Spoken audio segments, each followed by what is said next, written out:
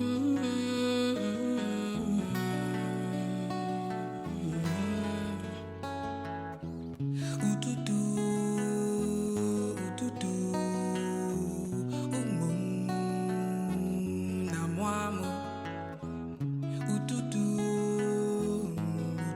morning, brothers and sisters. Welcome once again. I hope this thing is on. This doing some weird stuff. All right. Welcome once again. Sisters, are we on? Can you check? Moment.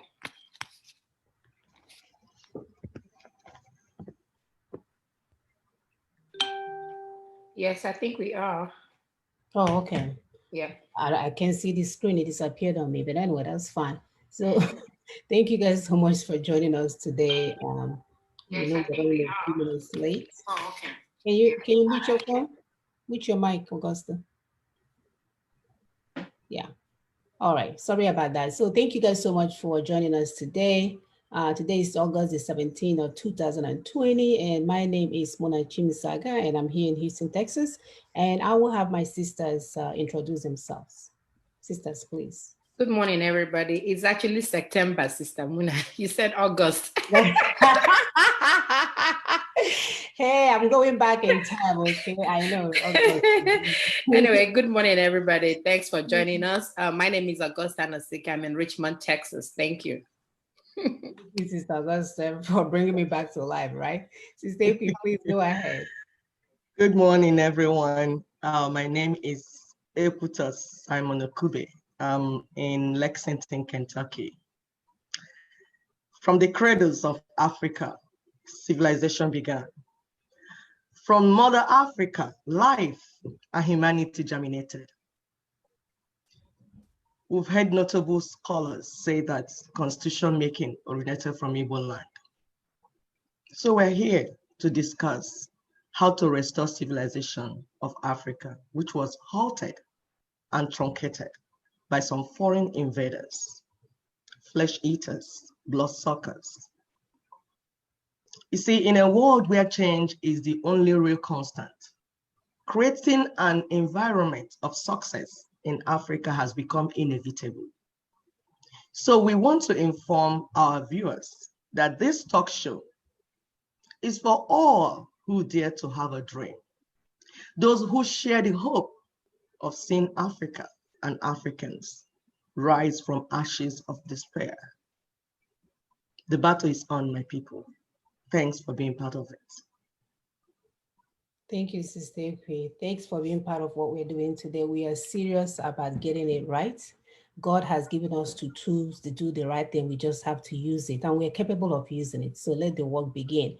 So our topic today is the Distressed Federation of Nigeria and options for transitioning between referendums and anarchy. So join us today. We do have our information on the on our topic today for calling at a later time. So 50 years after the 1917 cessation of hostilities, the operators of the unitary Nigeria, that is those that call themselves one Nigeria, which emerged from war and robbery, has progressed heedlessly in the wrong direction and arrived at the threshold of a failed state, heading almost unstoppable to a catastrophic break up in the face of massive invasion and ethnic cleansing onslaught by the same forces that plunged the Union into war in 1967 and seized absolute control over the failed Union. So in today's show, we'll be looking to continue to focus on the fraudulent 1999 Constitution, which currently embodies the fundamental contradictions in Nigeria, contradictions that Nigeria must now resolve.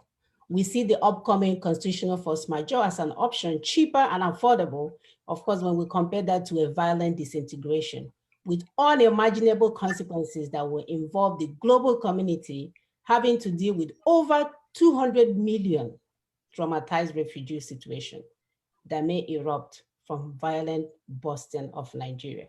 So we are going to play some videos this morning just to give you guys a preamble as to where all of these things are going, all these activities that you see going on. Some of them are not making sense. Some of them you're not able to tie together. So let me pull up a video of our brother, Professor. Let me not say his last name. We'll give Augusta to do that. Professor Akintola, right? If I'm saying it right. So let me pull up his video that we're going to play today. Please bear with me.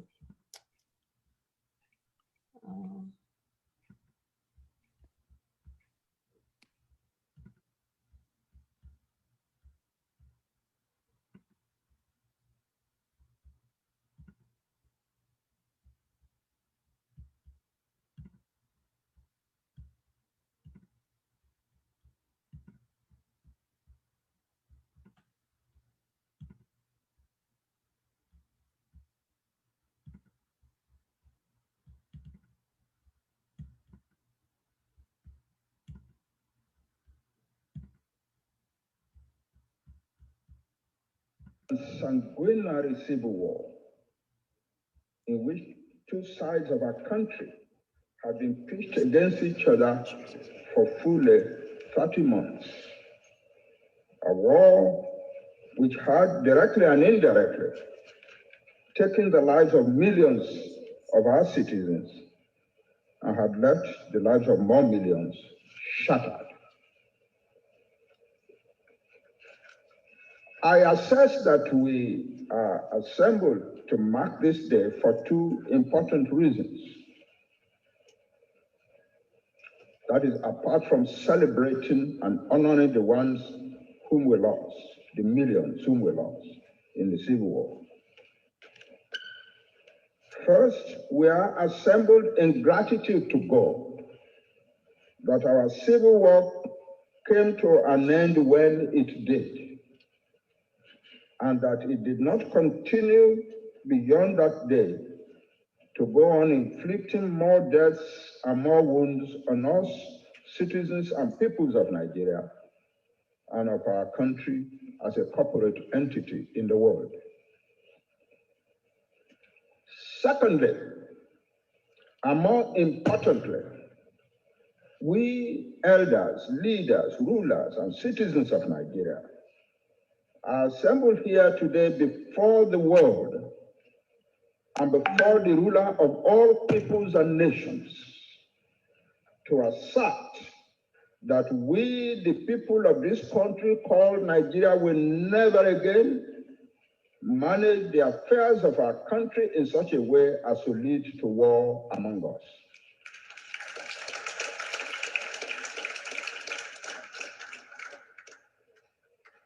It is hugely providential that we are registering this result today before the world and before the creator and ruler of the world. I say providentially because as an elderly citizen of this country now, and as a citizen who was already a young university teacher in the time of our Civil War, I have good reasons to fear today that the character of the affairs of our country these days and the prevailing mood among us Nigerians are chillingly similar to the character of the affairs of our country in the months leading to our Civil War.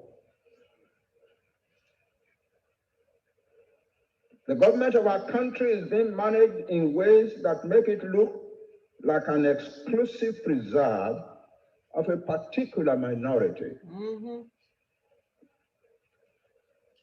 There seems to be an agenda being pursued now to establish this minority in all positions of command in the executive, administrative, judicial, and security services of our country.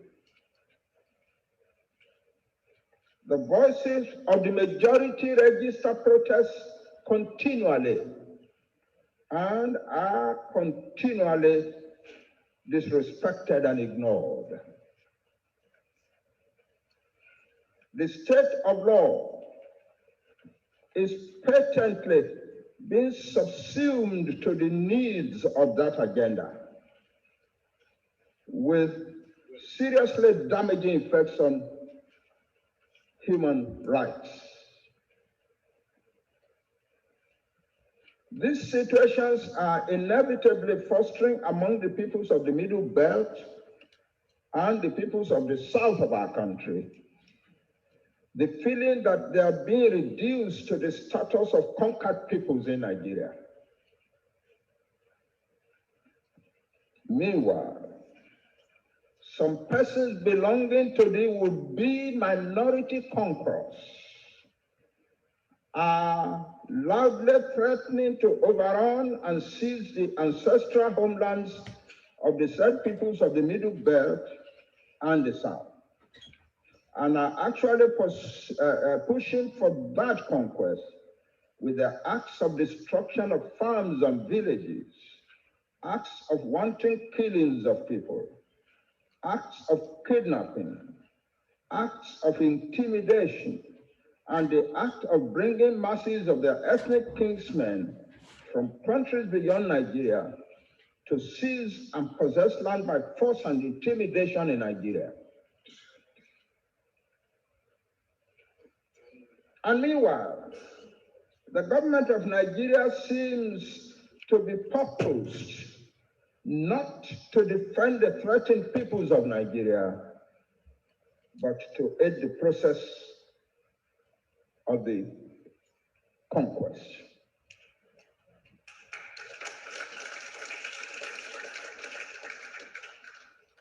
The outcome of all this, as we assemble here today, the outcome of all this as we assemble here today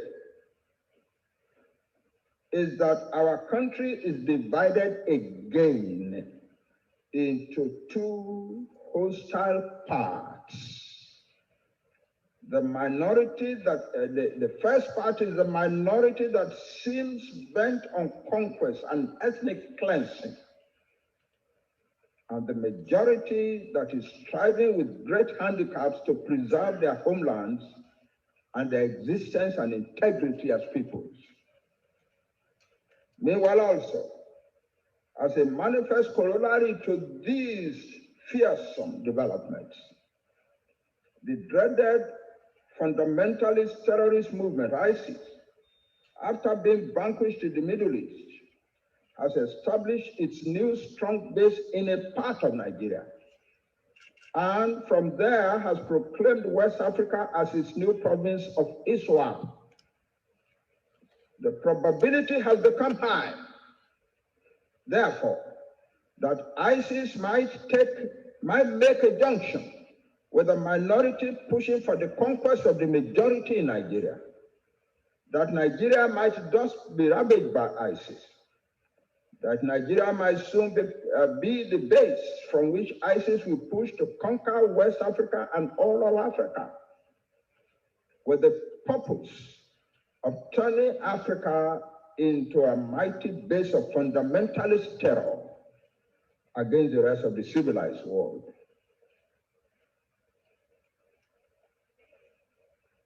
But in the spirit of today, in the spirit of never again plunging our country into civil war, we can and we must terminate all this descent towards horrific war. We can and we must speedily move our country into the state of law, the state of mutual respect among our hundreds of peoples, and the state of order and peace in our country. The steps needed to accomplish this new order of existence for our country are obvious. First, the Nigerian ethnic nation that has been threatening other Nigerian ethnic nations, that has been engaging in invasion, destruction, disruption, and barbarous rampages in the homelands of other Nigerian peoples, and that has been mobilizing external forces to assist the conquest, the subjugation, and ethnic cleansing of other Nigerian ethnic nations must now immediately stop and renounce this agenda to the satisfaction of all of us in Nigeria.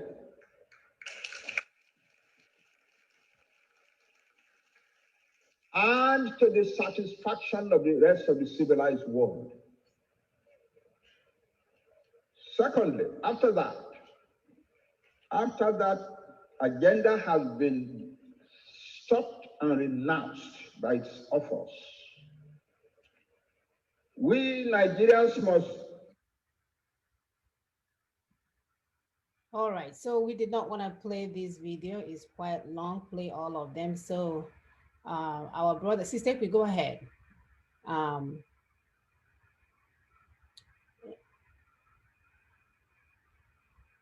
Yeah, at least we've heard some of the things that he has said.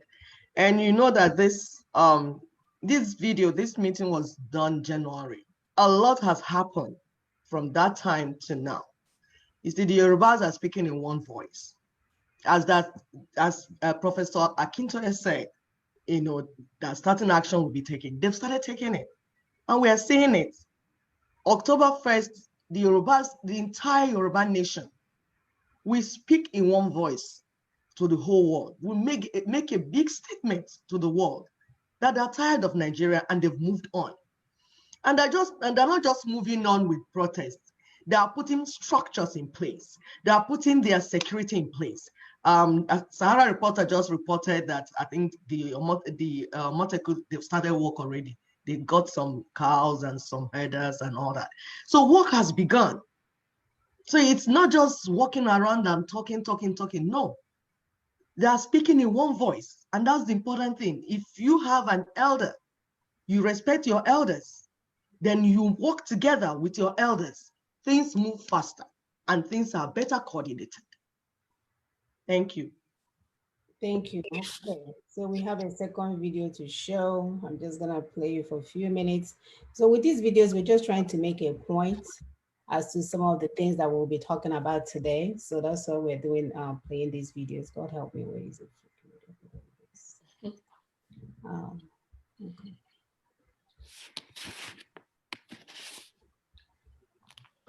Has never been.